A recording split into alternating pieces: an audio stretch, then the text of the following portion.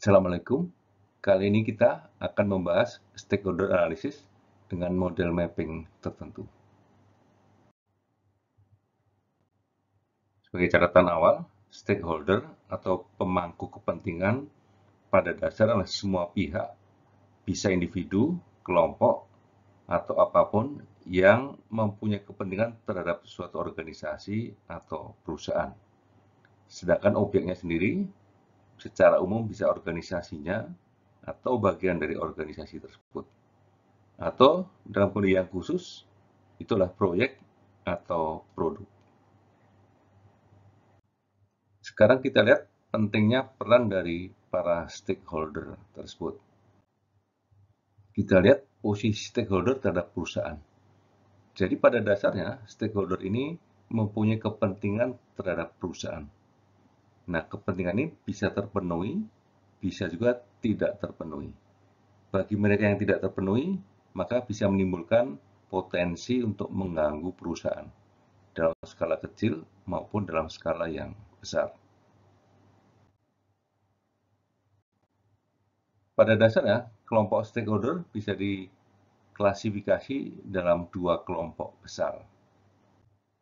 Yang pertama, internal stakeholder, yaitu pihak yang ada di dalam organisasi, mulai dari level direksi atau C-level, kemudian sampai dengan para karyawan, sampai dengan para developer, desainer, dan sejenisnya. Yang kedua, itu adalah external stakeholder. Ini yang terkait dengan produk secara langsung adalah pelanggan, kemudian pemegang saham, orang yang memberi dana kepada perusahaan, supplier, pemasoknya, dan seterusnya. Jadi pihak yang berada di luar perusahaan. Bagaimana sekarang kita membina hubungan dengan para stakeholder tersebut? Ada 3 langkah pertama. Jadi yang pertama adalah mengidentifikasi siapa saja stakeholder tersebut. Ketika sudah teridentifikasi, maka perlu diketahui apa saja harapan yang mereka punyai terhadap kondisi yang kita hadapi. Baru kemudian kita mapping apa yang sudah kita peroleh datanya di depan tadi. Atas dasar itu, kemudian kita bisa menjaga hubungan dengan berbagai macam kemungkinan. Misalnya, memenuhi harapan mereka, memberikan informasi saja, melibatkan dalam kegiatan tertentu, atau bekerja sama secara umum. Langkah berikutnya adalah memetakan para stakeholder tersebut dengan segala kepentingannya.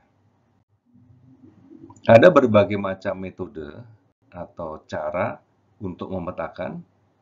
Kita lihat di sini ada 11 dari power interest grid sampai dengan stakeholder mapping secara geografis. Penggunaan mapping akan tergantung dari situasi yang dihadapi serta kebutuhan yang ada di lapangan. Intinya lah setiap model map tersebut mempunyai kelebihan dan kekurangan. Pada contoh ini, kita menggunakan power interest grid mapping. Secara positif, kita bisa lihat bahwa ini adalah sesuatu yang sederhana dan cukup jelas dalam memberikan prioritas. Pada sisi negatifnya, proses ini dianggap terlalu menyederhanakan hubungan yang kompleks, dan yang kedua adalah penentuan posisi stakeholder bisa bersifat subjektif. Kita lihat di sini, power interest grid, jadi pada sisi kiri atau vertikal adalah power, bisa tinggi, bisa rendah. Sisi bawah atau X, itulah interest, kepentingan, bisa rendah, bisa tinggi. Atas dasar kondisi tersebut, maka terdapat 4 kemungkinan posisi dari para stakeholder tersebut. Pertama kita sebut dengan subjek, key player, crowd, dan contact setter. Kita lihat di sini, subjek adalah mereka yang mempunyai power tinggi, tapi interest-nya rendah. Key player adalah mereka yang punya power tinggi dan interest-nya juga tinggi. Sementara crowd, kepentingannya rendah, powernya juga rendah. Contact setter di sini, powernya rendah, kepentingannya tinggi.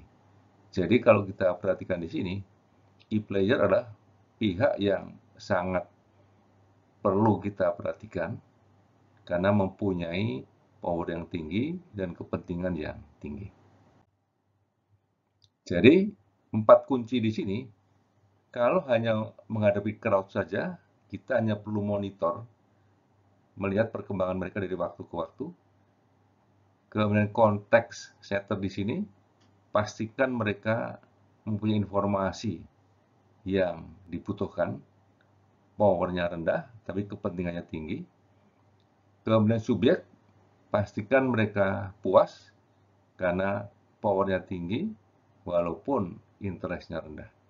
Sedangkan key player, kita pastikan kita punya kedekatan dalam berhubungan dengan mereka, dan pastikan mereka kita manajemeni dalam kondisi yang cukup ketat. Nah, kemudian proses mapping.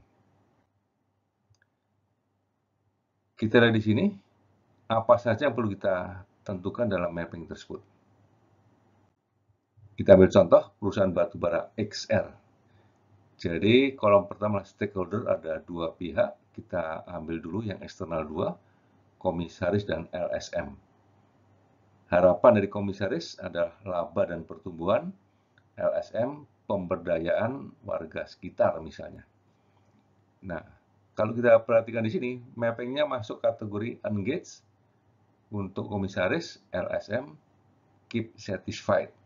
Jadi, oleh karena itu respon yang diperlukan untuk komisaris menjaga kinerja minimum sesuai dengan ekspektasi. Sementara untuk LSM tersebut mendukung proyek pembinaan UKM sehingga mereka terpuaskan. Internal kita ambil satu, ada karyawan junior. Jadi mereka punya harapan karirnya jelas. Secara mapping, keep inform saja. Responnya bisa dalam bentuk melibatkan mereka dalam sejumlah proyek. Nah, di sini kita lihat bahwa yang paling tinggi dalam konteks di sini adalah komisaris. 2 kelompok berikutnya adalah LSM dan karyawan junior. Sehingga dengan peta ini kita bisa melihat prioritas mana perhatian kita, usaha kita untuk memenuhi kebutuhan dan kepentingan para stakeholder tersebut. Nah, sebagai catatan akhir, stakeholder pada dasarnya muncul dalam setiap peristiwa.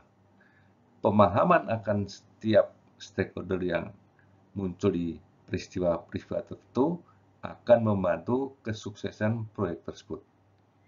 Mapping untuk memudahkan kita melihat karakteristik dan treatment yang diperlukan untuk menangani mereka.